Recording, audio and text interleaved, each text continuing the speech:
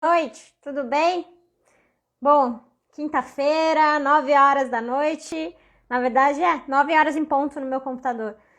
Estamos iniciando mais um papo de especialista aqui pela agência Take. Hoje o assunto vai ser super legal. A gente vai falar sobre cultura de dados. Serão 2 convidados, então uma entrevista dose dupla aí. Então, antes de eu chamar os convidados, eu quero pedir para vocês. Tem um pessoal entrando. Oi, gente, acenando.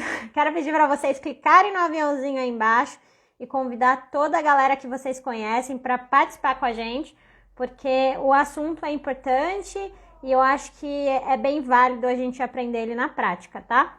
Então hoje eu vou falar com a Dani Bistafa e o Rodrigo Menezes. Eles trabalham na DR Transformação Digital. Rodrigo é cofundador e a Dani, ela é sócia. Bom, vou chamar eles aqui para participar com a gente. Então, relembrando, gente, é importante sempre a participação de vocês na live. Então, qualquer dúvida que seja, perguntem, mandem na caixinha de pergunta, manda no WhatsApp, porque é importante a gente ter esse engajamento, enfim, para a gente tirar dúvida. É para isso que a gente está aqui, é o papo de especialista. Então, estou chamando a Dani, vou chamar agora o Rodrigo.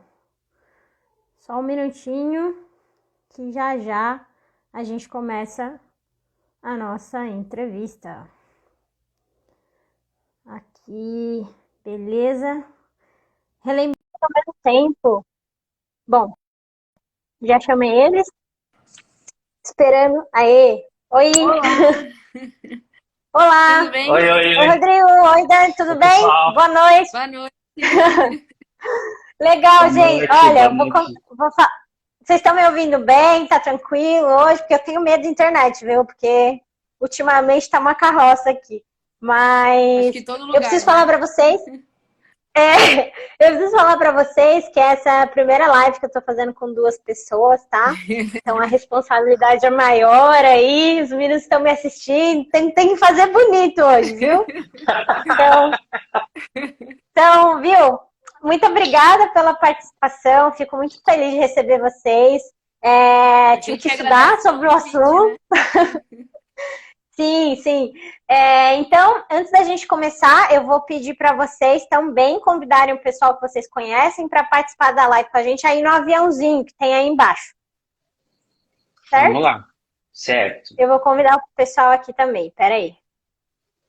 Aí, Tô legal. enviando para geral. Isso aí, manda para geral para aumentar a audiência. Aí, vamos lá. Mandar até a DR. Vou mandar até para a DR entrar aqui também para ela participar. Sim, eu tô mandando para Take também. Aí, beleza. Bom, acho que tá bom. Beleza? Podemos começar? Estão preparados? Sempre. Vamos lá. Manda bala.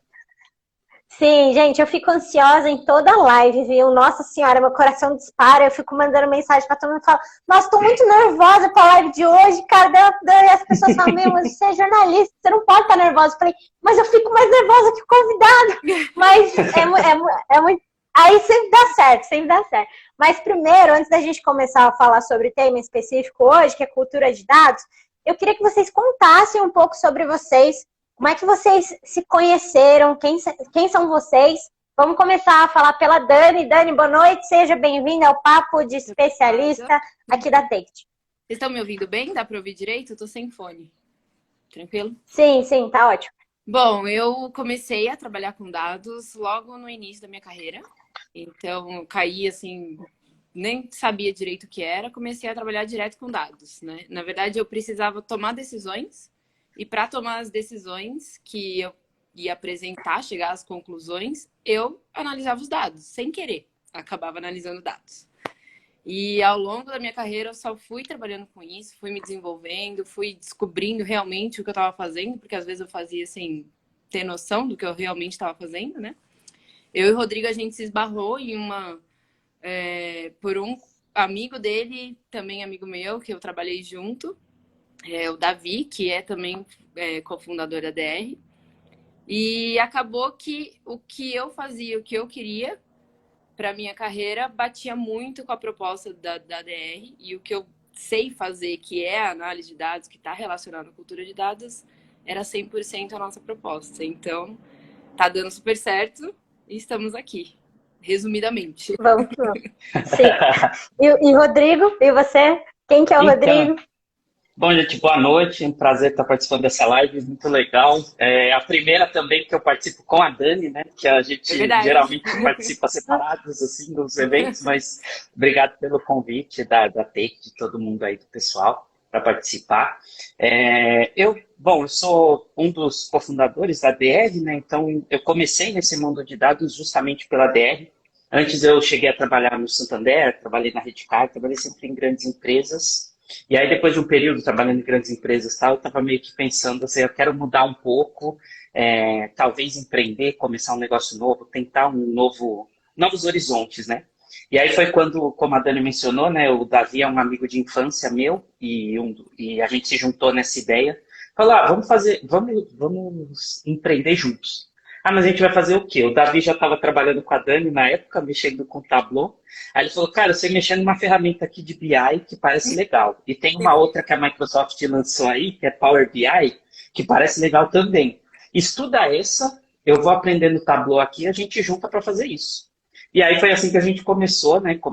Aí a gente começou essa ideia os dois. Aí logo a gente já encontrou a Dani e falou, Dani, você não quer... Ela também estava num momento de transição de carreira, né? Dani, você não quer vir com a gente e fazer essa loucura aí? Vamos empreender, vamos tentar um negócio novo. Tava todo mundo meio que no mesmo momento, isso em 2017. E aí a gente começou essa empreitada e desde então a gente vem trabalhando com BI, com Data Science, com Machine Learning, inteligência artificial e por aí vai, né? Então é mais ou menos essa a história. A É, história. é legal vocês falarem isso de arriscar. Esses dias eu estava vendo na minha aula de marketing, estou fazendo pós em marketing, porque eu me envolvi muito com esse mundo na Taste, e eles me despertaram esse interesse por marketing digital, né? Já tinha visto na faculdade, mas nem tanto. E eles estavam falando da carreira de hoje e a carreira de antigamente. A carreira de antigamente, você não arriscava, você não podia arriscar para você ter sucesso. E hoje, se você não arrisca, você não tem sucesso. Uhum. Então é muito legal essa analogia. Eu acho que empreendedorismo tem muito a ver com você arriscar, né? Então eu até queria perguntar para vocês, existem muitos termos em inglês hoje, né? Às vezes eu fico até perdida, porque no próprio jornalismo tem vários termos, né? Release, várias coisas que envolvem o universo em inglês e a gente fica até doido às vezes brainstorming, daí a gente, é muita coisa, tipo BI, né? Que vocês acabaram de falar. Então, eu queria que vocês falassem sobre essa função. A Dani é BI. Enfim, e o Rodrigo, ele é ML. Então, do que se trata, primeiramente, Dani, BI? Qual que é a responsabilidade desse seu trabalho? Porque a gente sabe que é Business Intelligence, mas do que se trata essa função, enfim? É que, na verdade, assim, né, essa área gosta muito dessa sopa de letrinhas, né? TI, ETL, BI, ML. Só que, o que acontece? Eu sou especialista em BI, certo? O Rodrigo é especialista em ML. Os dois envolvem a análise de dados, os dois estão relacionados à cultura de dados. O que diferencia é o volume de dados e a tecnologia que a gente está utilizando para chegar no nosso objetivo. Mas, por exemplo, BI é pegar os dados de uma empresa, toda empresa que usa algum sistema, alguma ferramenta, está computando dados o tempo inteiro. Então, o dado é como se fosse uma anotação que você fez. Fiz uma compra, fiz uma ligação, fiz uma venda. Isso é um dado que gerou por um sistema que está gravado em alguma base de dados. O BI, o que ele faz? BI, a Intelligence, é pegar esses dados e transformar numa informação. Porque o dado por si só, ele não significa nada. Então, a gente precisa analisar, precisa enxergar padrões, fazer estudos, para você tirar uma informação disso e tomar uma decisão. Geralmente, o BI, o que ele faz? Ele está mais relacionado a você saber o que está acontecendo e um pouquinho você consegue descobrir o porquê que isso está acontecendo. Você começa a correlacionar os dados. Então, o BI, ele é mais o momento de agora. Tá? Aí, quando a gente começa a falar de data science, a gente já está falando de causa e efeito, a gente já está falando de projeções. ML, que é o machine learning, que é o que o Rodrigo é especialista, a gente está falando de muitos dados, muito processamento, para você fazer uma projeção. Então, você sai um pouco do o que já está acontecendo agora e começa a ir para o que pode acontecer e o que vai acontecer. Você começa a gerar mais insights. Então, todos estão relacionados à análise de dados. Mas depende muito da sua quantidade de dados e da tecnologia que você está usando e o resultado final do que você quer chegar. Não sei se vou complementar. E aí, quando a gente fala especificamente de ML, né, então bem essa conexão tá aí, né? A Dani, ela vai fazer o trabalho dela, assim, de entender o que está acontecendo na empresa e começar a fazer umas relações de causa e efeito. Então, usando dados para isso. Aí, quando a empresa começa a pensar assim, para onde eu posso ir? Que cenário, onde eu posso chegar? Que cenários eu tenho? E ela quer desenhar isso. Ela, no passado, a gente estava muito acostumado a usar estatística. Então, estatística era a área da companhia que vai fazer as projeções, os cenários futuros. Aí, a ciência da computação, né, e a tecnologia, ela começou a olhar para isso e falar, então, e se a gente automatizar a estatística? E se a gente levar a estatística para um outro nível, como processamento computacional? Aí, a isso, a gente começou a dar esse nome de machine learning, que nada mais é do que a gente começar a criar algoritmos estatísticos que projetam cenários. Então, isso é o machine learning. Então, ele entra quando a empresa quer parar de olhar o presente e começar a fazer projeções futuras. É aí que eu entro na jogada, né, fazendo o trabalho na DR. Uhum. Se a gente for falar da DR Transformação Digital, qual que é a necessidade do mercado que vocês resolvem hoje? Como é que você está vendo esse cenário? Quem vocês atendem? Quem que é o público? Quer falar, Dani? Na verdade, assim, o nosso nicho atualmente ele é mais do ramo financeiro, mais focado em seguradoras. Até pelo nossa bagagem, né, de alguns dos sócios, né? Mas o que acontece? As empresas, todas elas têm uma estrutura meio similar, né? Meio semelhante. Todas têm lá um RH, uma área de financeiro, uma área de compras, uma área de clientes. Então, independente da sua atividade, em todas as áreas tem como você aplicar um BI, um Data Science e um Machine Learning. Então, a gente não tem um nicho falando assim, puta, a gente só trabalha com operações de seguradora ou só financeiras. A gente faz trabalhos com áreas de finanças, a gente faz trabalho com bancos também, que a gente já fez trabalho de CRM, que é de comercial, clientes, né? Área comercial. A área comercial. Puta, a área comercial foi, inclusive, onde a gente deslanchou. E aí a gente foi para produto, aí a gente vai para operação. Então, a ADR em si, eu acho que não tem um foco em uma área. A gente tem um nicho de mercado, mas acho que pela nossa estratégia de atuação. Mas quando a gente fala do nosso trabalho, de em qual área a gente está aplicando a cultura de dados, vai para todas as áreas da companhia. Não... E aí tem até uma coisa legal que assim, né? Então, como a Dani colocou, né? A gente conhecemos melhor dois setores, né? Estamos falando de banco e seguradora. São setores que a gente é mais familiarizado com os dados, com o jargão corporativo, com o tipo de indicador. Então, a gente se dá bem nesses setores. Mas uma coisa que é legal, né, que é um ponto bem bacana quando a gente fala de mercado, o mercado como um todo, ciência de dados, o mercado de inteligência artificial, porque machine learning e inteligência artificial é tudo muito conectado, tá? Então, existem diferenças, mas basicamente a gente pode entender que a gente está falando de coisas parecidas, tá? Estão no mesmo pacotinho de trabalho. É um mercado que vem crescendo muito e que foi altamente fomentado pelo cenário da pandemia, né? Porque todo mundo começou a olhar digital, como é que vai lidar com a situação. E aí, é um setor que ele vem crescendo. E como é um setor que vem crescendo, como é que você faz para um setor que está em constante crescimento se manter forte? A gente precisa dar os braços, então é assim. Muito mais do que ser uma companhia que vai abarcar todo mundo, todos os setores e todas as empresas e virar uma mega corporação, é legal quando você tem um ecossistema que compartilha. Então, tem outras empresas no setor de varejo, tem uma outra focada no setor logístico, de transporte, tem outra em bolsa de valores, por exemplo. E aí, cada empresa dessa fazendo seu trabalho no seu setor, ela fortalece o nosso trabalho. Então, é meio que se ajudar. Então, é um setor que ele está crescendo e a gente vem muito comentando isso, né? A gente conversa com outras empresas, é sempre trazendo essa ideia de vamos compartilhar, vamos dar o braço para crescer, uma economia compartilhada. É isso que vai fazer a nossa área como um todo alavancar ainda mais. E não é criar aquele cenário de meu concorrente, eu não quero saber quem é você, sabe? É um lance muito de compartilhar. Por isso que a gente é muito embarca todos, assim. Por isso a gente fala que trabalhamos em várias áreas. Né? Sim, se a gente for falar na prática, por exemplo, essa coleta de informações, como é que a gente faz isso na prática? Ultimamente, a gente só faz isso online ou a gente pode também coletar dados pessoalmente, assim, pedindo algumas informações? Como é que vocês fazem isso na prática? Tem o clássico, né, Dani, que é o clássico que todo mundo conhece, o nosso famoso Google Forms, que ele nada mais é do que uma digitalização do IBGE, do censo, né? Fui lá na sua casa com o papelzinho e isso daí virou um formulário digital. Então, quando a gente fala de dados, a gente tem meio que dois grupos, né? Dado estruturado e não estruturado.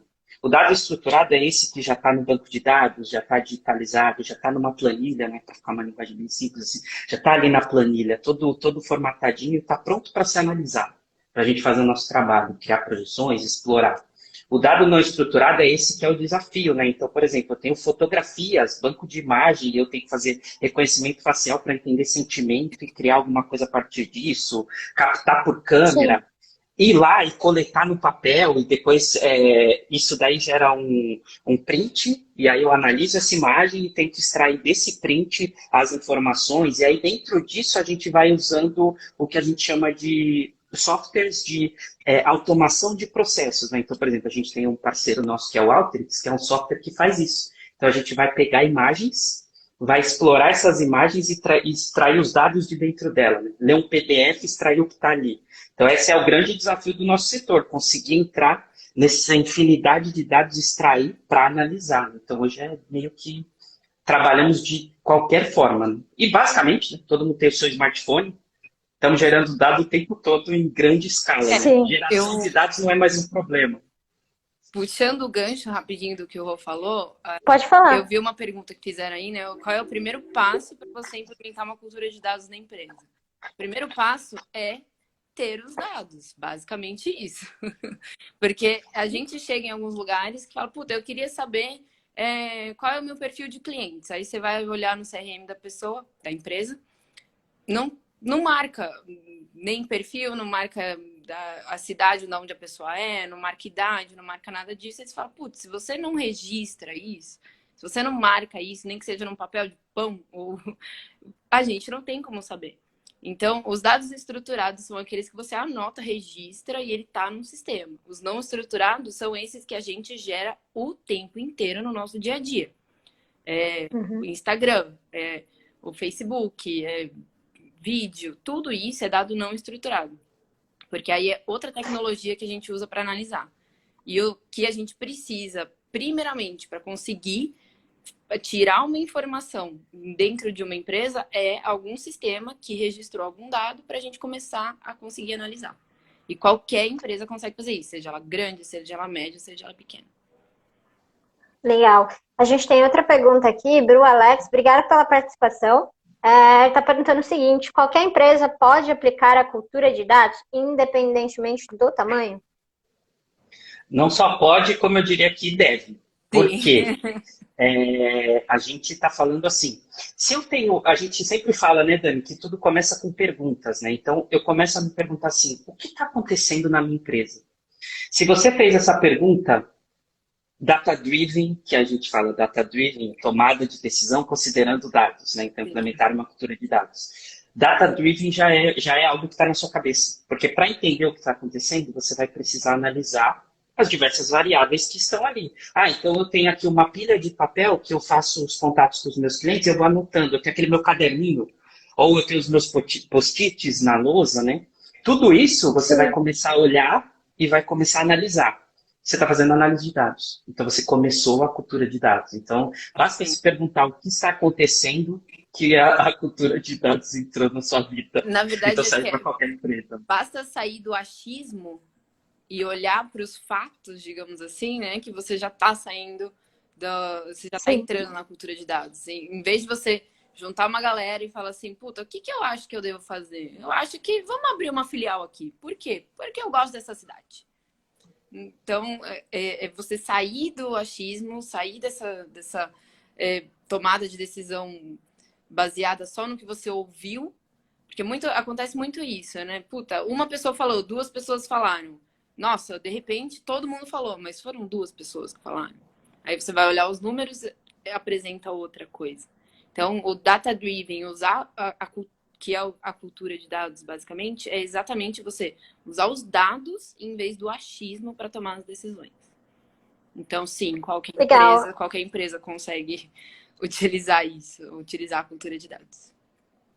Vocês trabalham nessa área, como é que vocês estão enxergando as empresas hoje? Elas já aplicam, elas já falam a língua dos dados? Como é que vocês estão vendo essa realidade? Tem uma estatística que é legal, umas notícias que saíram, a gente tem estudado muito como é que foi o 2020, né? Especialmente no nosso cenário, a empresa cresceu muito na pandemia, porque cresceu essa demanda. Isso é um indicador, pelo menos no nosso mundo TR, de que tem crescido o uso. Mas tem alguns jornais que eles dizem que, assim, 90% dos dados analisados no mundo inteiro, 90% de todos os dados foram gerados nos últimos 3 anos. Olha que bizarro. Então, assim, a gente está falando de 90%. A gente está falando, por exemplo, de eleições em diversos países que foram conduzidas por análise de dados e movimentos em redes sociais. Então, de fato, a gente tem um movimento muito forte de análise de dados hoje, de ciência de dados. Então, é um setor muito aquecido, que ele ainda está, eu diria que, na minha visão, né, no Brasil, a gente ainda está na questão, como a Dani colocou, do o que está acontecendo e tentar estabelecer relação de causa e efeito. A gente ainda está fomentando muito a exploração de dados para entender os KPIs, né, os indicadores de desempenho da companhia. Mas a gente tem aí um movimento futuro, com certeza, de projeções, de começar a olhar cenário usando inteligência artificial, né? É o filme do Avengers lá, né? O assistente do Homem de Ferro. Então, a gente está indo para esse caminho. Esse é o futuro, eu imagino. Né? Não sei você, Dani. Não, assim, a gente costuma dizer que tem pelo menos 4 etapas na maturidade da cultura de dados, né? Que a primeira é você descobrir o que está acontecendo. A segunda é você descobrir por que está acontecendo isso. A terceira é você falar, tá bom, se eu já sei o que está acontecendo e por que aconteceu, eu consigo ter insights do que pode acontecer, começar a projetar. E conforme você vai subindo essa escala de maturidade, o input humano, ele começa a ser menor. Ele entra mais a máquina e sai um pouco o achismo do ser humano. E a última etapa da inteligência artificial é tomar uma decisão com base em análise de dados sem nenhum ser humano intervir. Então, aqueles exemplos simples de, puta, você tá chegando em casa, o Google Home, não sei direito qual seria o assistente, vai lá e já acende sua luz, já liga seu ar-condicionado. Isso é uma máquina, uma inteligência artificial que coletou dados sozinha e foi lá e tomou uma decisão. Isso é uma decisão. Ligar o ar-condicionado é uma decisão. Então, por exemplo, quando a gente aplica isso para os negócios, para as empresas, pode ser uma inteligência artificial, sei lá, começando uma negociação com o cliente e automaticamente e depois entrar uma intervenção humana. Pode ser? Ou, por exemplo, vender uma máquina, comprar outra, porque precisa mudar a escala de produção. Então, são as tomadas de decisões que faria automaticamente, sem ter intervenção humana. Mas, Dani, toda essa tecnologia, inteligência artificial, sem intervenção humana, será que ela é 100% assertiva? Na sua opinião, na opinião de vocês. Mas uma pergunta, não. A decisão humana é 100% assertiva? Não! Não, e tem uma coisa, né? Tem uma coisa, né? Até que é uma coisa bem importante, porque assim, a gente teve na história alguns movimentos de inteligência artificial, tá? Isso desde a década de 50. E a gente teve o que a gente fala de bolhas, assim. A coisa, ela subiu, governos investiram muita grana no setor, E aí o investimento foi colocado e as máquinas não conseguiam processar aquilo. E aí você entra num vale de descrédito, aí depois volta. Pasme, né? A vez que a coisa voltou, no início da década de 90, com o aspirador, com o robô aspirador, o iRobot. O iRobot é o que retoma a inteligência artificial no mundo. Então, assim, o que que a gente tem que tomar cuidado agora, né? Da gente não criar uma nova bolha, que depois vai cair um recesso. Então, assim, a gente está Uhum. falando de estatística levada a um outro nível, com muito processamento. Estatística trabalha com probabilidade. Então, nunca vai ser 100% assertivo nada, nada, nunca. Nada. Se alguém vender isso, a gente está correndo o risco de transformar o nosso setor, fazer com que o nosso setor caia no recesso de novo. Porque imagina, é 100% seguro, beleza, então agora a gente vai colocar carro autônomo, é 100% seguro, impossível dele bater em qualquer contexto. Aí você pega o carro que foi treinado Sim. pro mercado americano, para as suas todas recapeadinhas e tal, aí você traz ele e coloca na nossa estrada de terra no Brasil. E aí você solta ele lá e você começa a soltar o gado atravessando a estrada. E aí você quer que seja 100% assertivo. Não vai ser. Então a gente tem que tomar esse cuidado. A gente está falando de algo que sempre trabalha com probabilidade, nunca com certeza. Sim. Nunca.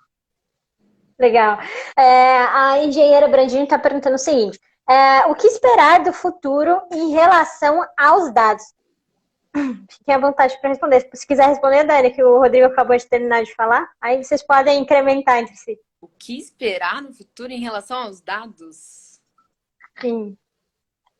Nossa! Como vocês veem os dados no futuro? Por exemplo, as empresas, elas precisam investir na cultura de dados, não é? Para o futuro. Porque senão elas serão esquecidas, por Não, exemplo. isso com certeza. É que eu vejo o Sim. futuro muito.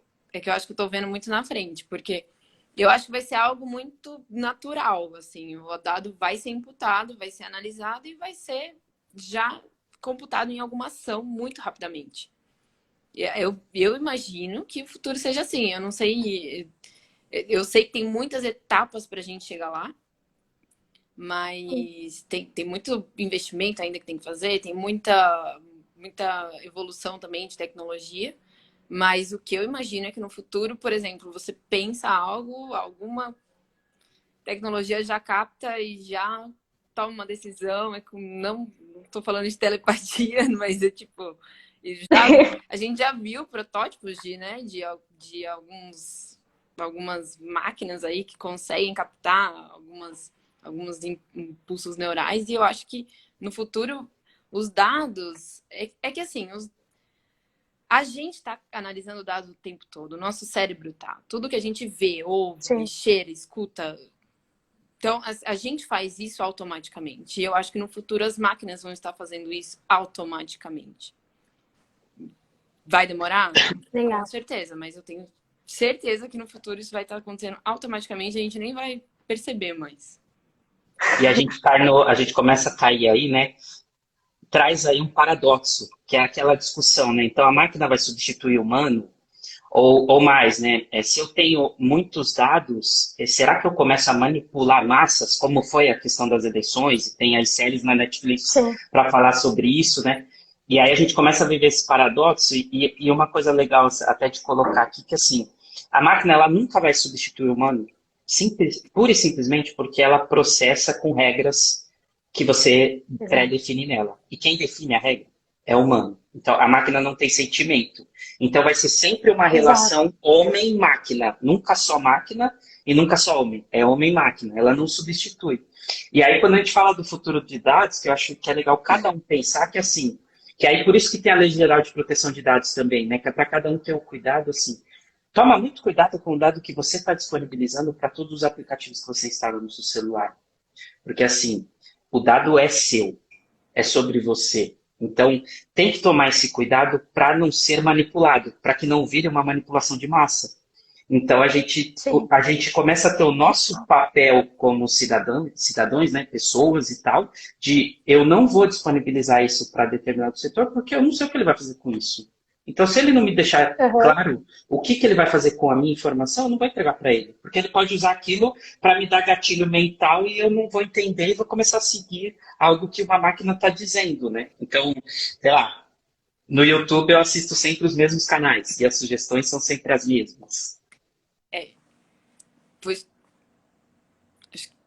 Opa, deu uma entendeu? travadinha ali na internet. É, Pode continuar, puxando o enquanto ele gancho, volta. né? É que o Rô falou, né? A relação é sempre homem-máquina. Alguém vai programar a máquina.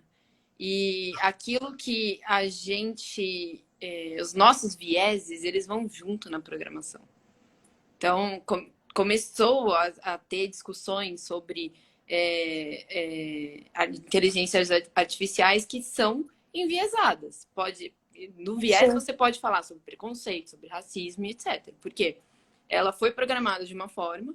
Eu acho que teve um exemplo que eu vi de um sistema de RH que filtrava currículos e quando foi ver, eles filtravam currículos apenas de um único perfil, zero diversidade, porque ele foi programado de uma forma.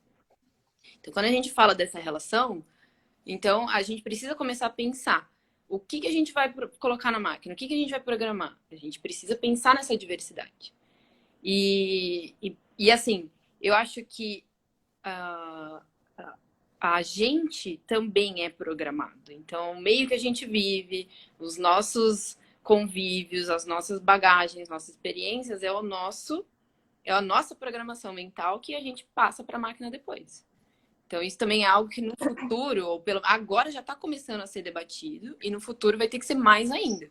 Exatamente porque essas decisões tomadas por máquinas vão e já estão influenciando ações no mundo, reais, na vida real, não é virtual. sim. Isso é muito doido, né? Porque é muito recente. Há um tempo a gente nem tinha esse acesso todo e hoje as pessoas elas compartilham informação ou informações demais na internet sobre si mesmo e às vezes nem sabe o que elas estão compartilhando. Eu conheço uma pessoa que ela sempre diz para mim, eu não compartilho nada na internet, mesmo quando for fazer compra, eu não compro nada porque eu tenho medo de ser clonado, de ser hackeado, enfim, não faz nada disso. E às vezes dá uma insegurança mesmo, principalmente, né, vocês citaram as redes sociais, o Facebook, existem aqueles testes, né, aqueles perfis, e tinham muitos perfis que estavam roubando dados das pessoas, né, então a gente tem que tomar muito cuidado, né, em divulgar esse tipo de dados. A gente tem outra pergunta aqui, da Yamamoto, do Yamamoto, ele falou o seguinte, o que é importante ao contratar uma consultoria para a implantação da cultura de dados? Quer Acho que responder? boa. Assim, tem algumas coisas, né? Então, por exemplo, que momento que a sua empresa está? Então, por exemplo, eu quero implementar, por quê? Tem cenários, né? Então, por exemplo, contratei Tableau, um parceiro nosso, uma ferramenta parceira nossa, na empresa. Estou com o Tableau há 2 anos e as equipes não estão utilizando. Porque ele tem uma linguagem que o pessoal não está se adaptando, o pessoal ainda está usando o Excel. Nesse momento, eu preciso de uma consultoria que ela seja muito mais focada assim, ó, é negócio, é exploração de dados, entendimento do meu negócio e treinamento. E aí são consultorias que elas não são mega consultorias, elas são consultorias pequenas e médias focadas em setores, no caso a DR. Ah, não, agora eu quero implementar, mas não, eu quero implementar uma solução completa na minha empresa, que é uma empresa com 10 mil funcionários no Brasil inteiro. Aí não é a DR, aí é uma consultoria grande que vai te dar infraestrutura, vai te dar suporte 24/7, trabalhar todo dia se der um problema, né? E aí essa consultoria que vai te entregar isso. Então a gente tem essas diferenças, né? Você quer implementar para setor, áreas específicas, quer engajar no uso dos softwares e do que é a cultura de dados, consultorias pequeno, médio porte nichadas. Quer implementar algo na empresa inteira, que é uma mega corporação, consultorias de mega tamanho, né? Então, acho que é basicamente o que eu diria de diferenças. Legal, bem, pode falar, Dani. Não, exatamente. A questão, eu acho que um tempo atrás era muito moda, né? Eu preciso de uma ferramenta de BI. E, na verdade, teve uma empresa que eu trabalhei que eles achavam que a ferramenta de BI ia resolver todos os problemas da empresa. Só que a ferramenta é apenas uma ferramenta. Então, você precisa saber utilizar, você precisa saber o resultado, de onde você quer chegar. Então, por isso que, assim, eu acho que não só o momento que você está de tecnologia e de dados, mas também saber que a cultura de dados ela vai permear todo mundo da empresa. Então, as ferramentas elas são chamadas de self-service BI. Então, em vez de você virar e pedir para uma área extrair um relatório, você vai lá e você acessa o seu relatório, você consegue montar, você se torna um autônomo na obtenção das informações. Então, essa virada de chavinha é onde você muda a cultura de dados. Então, além de ter toda essa questão de, o que eu quero? É uma solução completa ou é algo mais voltado para o negócio? Tem que ser uma consultoria que fale sobre a inserção das pessoas nessa cultura. Porque não vale só chegar lá, implantar e falar, tchau, se vira. Você precisa fazer esse negócio virar. Que foi o que o Rodrigo falou logo no começo. Muito tempo ficou... se falava sobre ferramentas que estavam implementadas na empresa e que ninguém utilizava. Por quê? Porque não sabia para que servia, porque ninguém explicou, ninguém mostrou, não viu valor no momento. Então, eu acho que vir junto com a cultura também é algo que tem que estar junto. Não pode só ir lá e implementar uma ferramenta. Legal.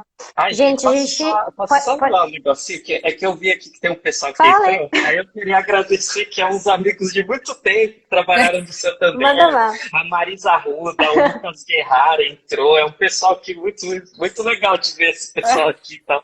O pessoal que estudou comigo, mal barato. Eu falei, nossa. Eu tô acenando pra todo mundo já aqui. Nossa, a Lu, a Maralina, nossa, muito legal. O Ricardo entrou agora também, né? Ricardo Oliveiras. Tem outra. Nossa, hoje tá cheio das perguntas, hein? Ó, vocês estão famosos. Underline Shastai perguntou o seguinte: é muito desafiador fazer com que os clientes que buscam uma consultoria de dados entendam todos os passos para que a sua empresa se torne data-driven? Driven. Uhum. Driven. Muito bom, tranquilo. Tem um lance que, assim, eu acho que o começo, né, dessa resposta, né, Dani, que a gente sempre fala, é tentar trazer para a simplicidade, sabe? Porque a gente costuma falar assim, inteligência de negócio. Aí a gente está falando de uma coisa que, uau, meu negócio super inteligente. Inteligência artificial, a máquina prevendo tudo. Gente, não é isso, não é isso. É entendimento de dados, é saber quais são os problemas de negócio que você quer resolver analisando dados, é melhorar efetivamente a sua tomada de decisão. Então a gente vê muito relatórios, a gente vê isso no nosso dia a dia constantemente. A gente vê relatórios que, assim, são 7 gráficos com 45 tipos de filtro, segmentações para fazer, e que, assim, cada pessoa que olha com uma ótica. E aí você pergunta, qual é a tomada de decisão que esse painel, esse relatório, ele traz para a empresa? Ah, não sei. Acontece muito isso. Por quê?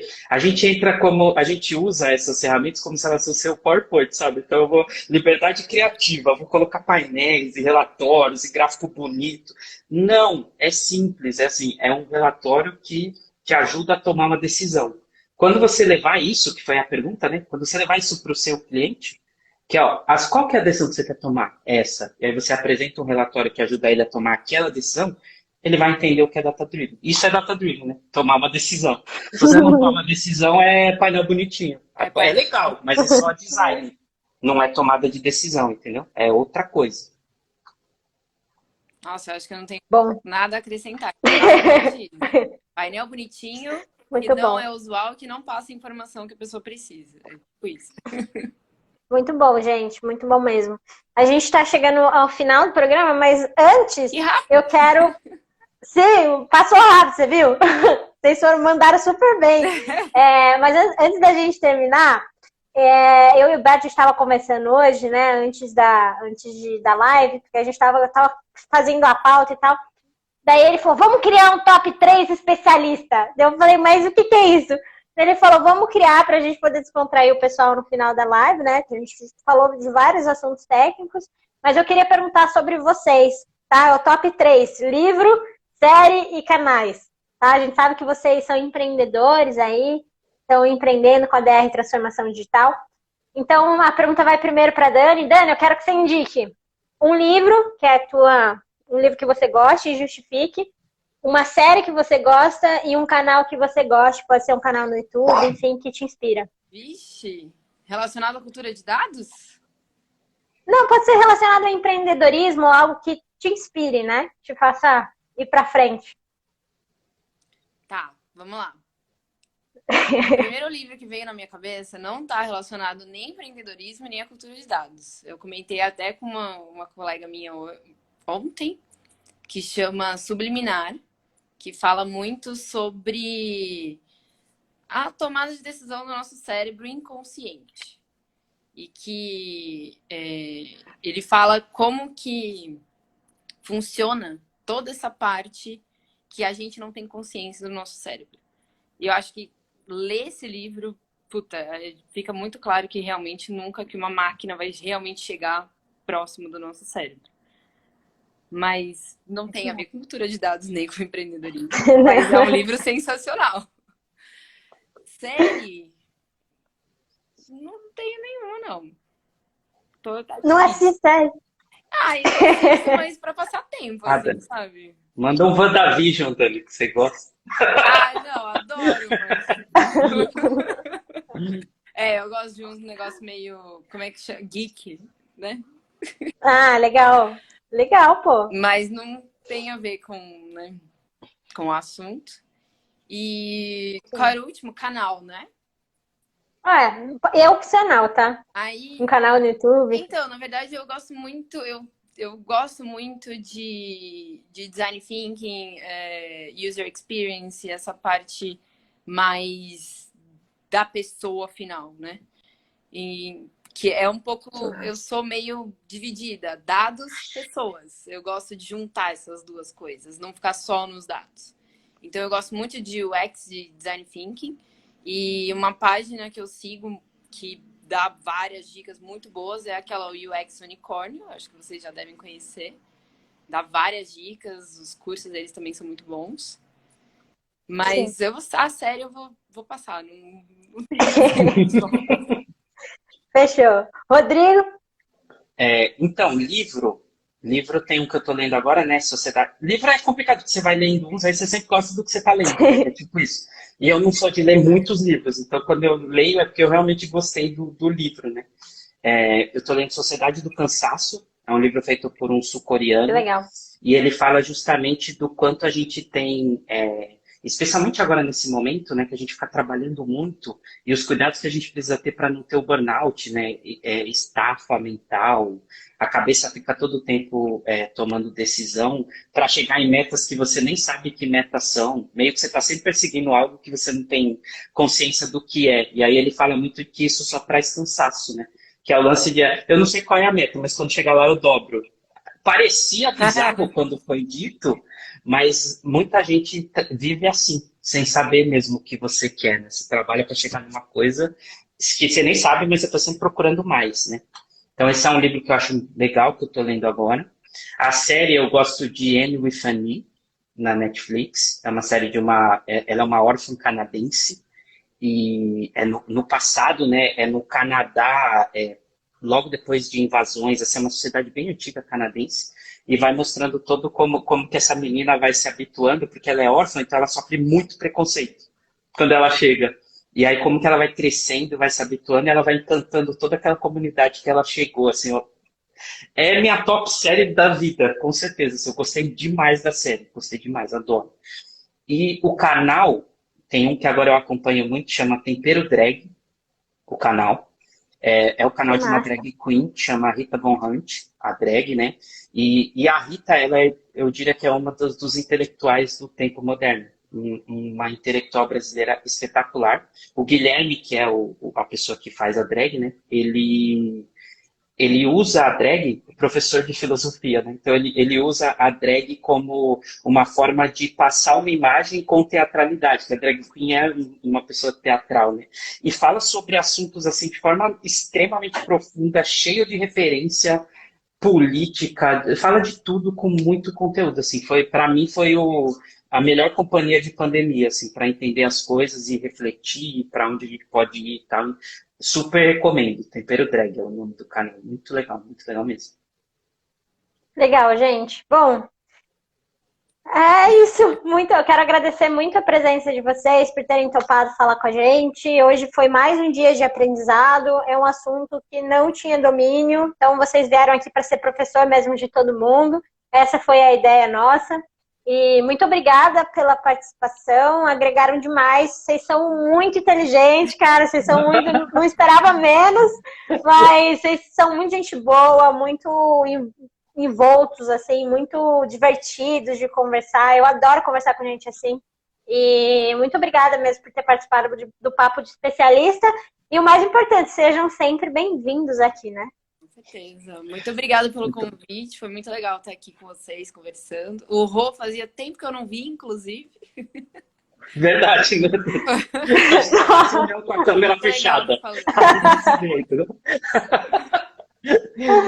E agradecer, né? Vamos agradecer a Take de fazer um jabá, né? Da Take também, que essa marca aqui, boa, Take. Esse redesenho é by Take. By Take. De agradecer vocês também, que a gente está amando a nova identidade visual da BR. Tá? Obrigado. Foi um prazer participar.